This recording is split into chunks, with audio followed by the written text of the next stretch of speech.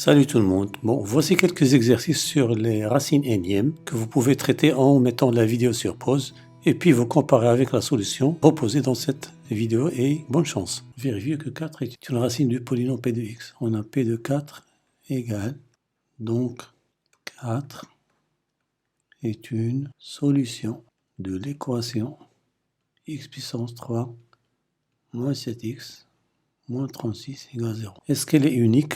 Donc, du moment que 4 est une racine de p de x, il suffit d'effectuer la division euclidienne de p de x par x moins 4. Donc, il suffit de montrer que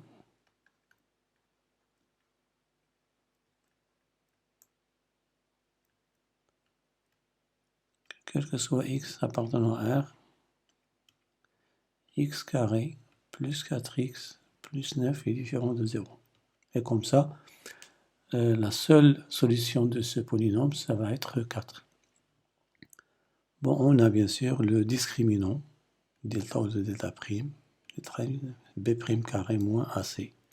C'est le discriminant réduit, c'est 2 au carré moins 9 qui est égal à moins 5 qui est strictement négatif. Donc, quel que soit x appartenant à R, x carré plus 4x plus 9 est différent de 0. Et par suite, l'équation x puissance 3 moins 7x moins 36 égale 0 admet une solution unique qui est égale à 4.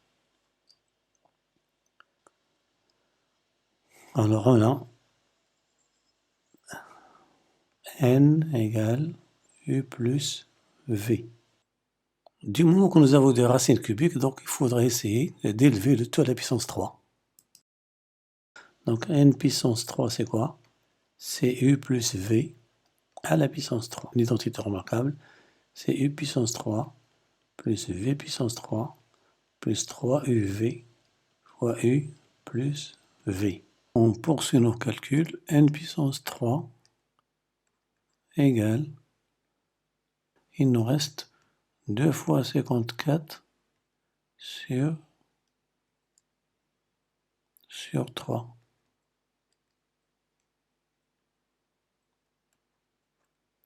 Plus, ici 3, ça va avec 3. Nous avons racine cubique. Ça, c'est une identité remarquable, c'est 54 fois au carré fois 3, moins 41 au carré fois 5.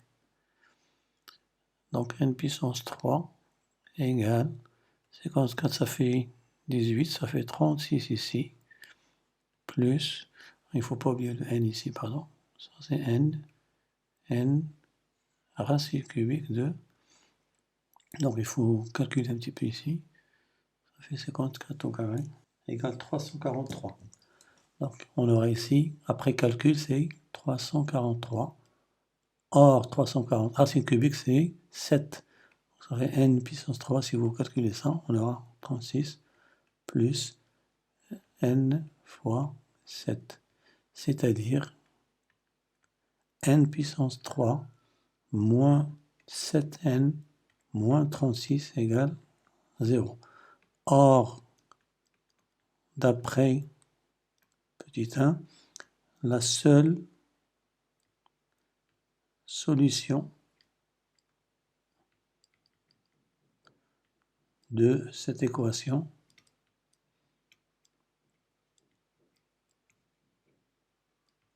est 4. D'où n égale 4. C'est-à-dire il appartient bien à n. Voilà, donc c'est terminé pour la solution de cet exercice. On passe à l'exercice suivant. Donc pour la solution de l'exercice 2, il faudra simplifier cette écriture, bien sûr. On remarque que si nous avons ici une racine quatrième, racine troisième, ici racine carrée. C'est comme si vous avez 2 ici. Remarquons que le plus petit multiple commun de 4, 3 et 2, c'est 12. On pose grand X égale racine douzième de petit x. Donc, on aura x puissance 3, c'est la racine quatrième de x. Et x puissance 4, c'est la racine cubique de x. Et x puissance, c'est la racine de l'inéquation de racine quatrième x plus 3 racines cubiques de x supérieur à la racine de x.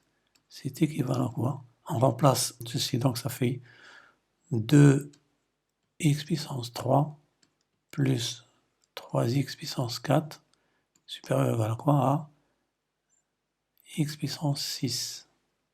C'est équivalent.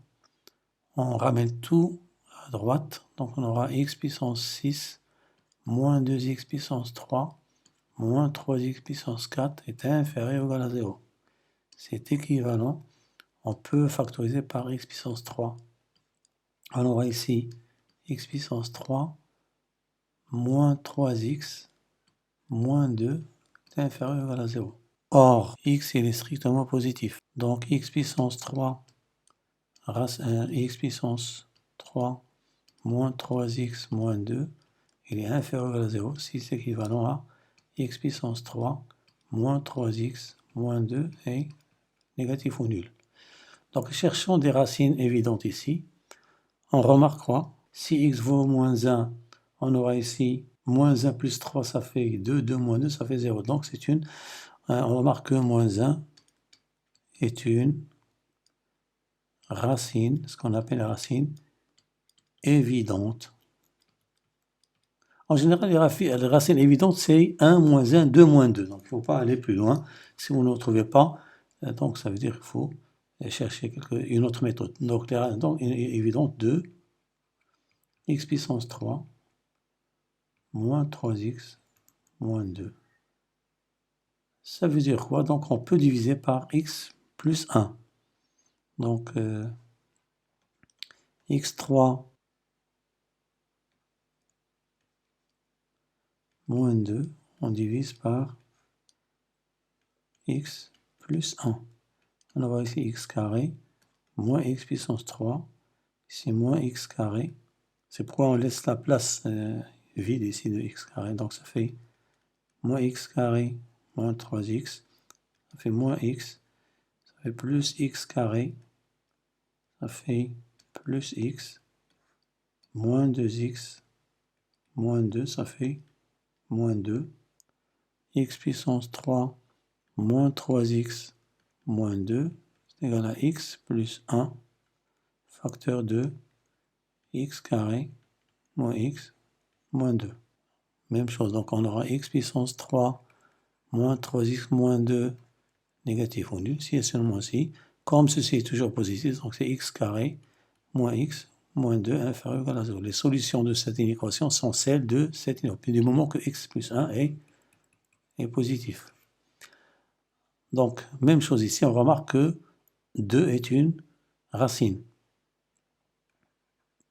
On a x carré moins x moins 2, on peut écrire que c'est x moins 2 facteur de x plus 1. Et pour les mêmes raisons, donc, x carré moins x moins 2 négatif ou nul, si et seulement si x moins 2 est négatif ou nul, c'est-à-dire x inférieur à 2, car toujours x plus 1 est positif. Finalement,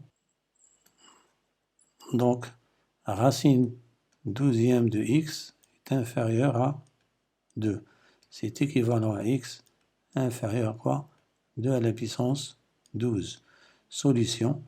L'ensemble des solutions, c'est bien sûr ce que 0 vérifie. Bon, c'est... Oui, 0 est une solution. 2 fois 0, 0, 0, d'accord. Donc, on aura S, intervalle fermé, 0, 2 à la puissance 12. Voilà, c'est terminé pour la solution de l'exercice 2. On passe à l'exercice 3. Solution de l'exercice 3. Bon, on nous demande d'étudier les variations de cette fonction, bien sûr. Donc, on n'a pas besoin de dériver, il suffit d'étudier les variations de ces deux fonctions, trois fonctions, la fonction constante et ces deux fonctions. Premièrement, on a f de x égale 4x racine cubique de x. Bon, il est clair que ces deux fonctions et cette fonction 5 racine quatrième de x sont strictement croissantes sur leur domaine de définition. Donc, la somme, c'est une fonction. La fonction qui a x associé 4 racine cubique de x plus 5 racine quatrième de x est strictement croissante sur 0 plus infini. Et par suite, la fonction f, quand on ajoute une fonction constante à ces deux fonctions, rien ne change. Donc f reste toujours strictement croissante sur 0 plus l'infini. On peut dresser le tableau de variation si vous voulez. On a ici petit tableau de variation. Ça c'est x, ça c'est f de x, 0 plus l'infini. L'image de 0 c'est moins 9. Limite en plus infini, c'est plus infini bien sûr. Et on aura ici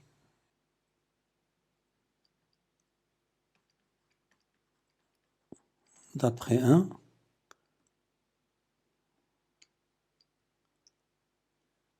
on remarque ici que 0 il est là. Donc il va exister un alpha. D'après 1, f est continue, somme de fonctions continues bien sûr, est strictement croissante sur 0 plus infini, et 0 appartient bien à une image de f de 0 plus infini. Donc, d'après le théorème des valeurs intermédiaires, il existe un unique alpha appartient à 0 plus infini, tel que f2 alpha égale 0. Or, on remarque x égale 1 et solution de l'équation f de x égale 0. Conclusion, l'unique solution de l'équation 4 racine cubique de x plus 5 racine quatrième de x égale 9 et x0 égale 1. Voilà, donc c'est terminé pour la solution de ces trois exercices. J'espère vous retrouver pour de nouveaux exercices. Mais avant de vous quitter, n'oubliez pas de vous abonner à ma chaîne et de partager avec vos camarades pour que tout le monde en profite. Et à bientôt.